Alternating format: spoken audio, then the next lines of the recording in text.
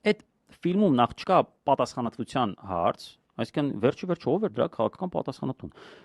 Երկրորդը, այն բոլոր մարդիկ, ովքեր տեղ էին, ու բոլորը չէ, բայց գալի մասը, իրանք որևէ բան չէին արել, որ դա չկատարվի, ու շարունակում են հիմա որևէ բան չանել, որ դա չկրկնվի, օրինակ Սյունիքի հետ։ Ու այս դեպքում այդ միջոցառումները դառնում են ոնց որ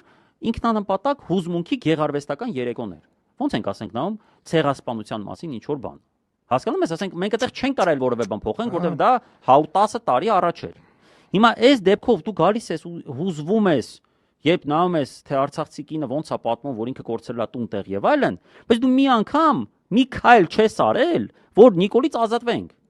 Լավ քո համար, ես չեմ ասում որ քո քայլը շատ կարևոր է լինելու, մենք հասնելու ենք արդյունքի։ Արա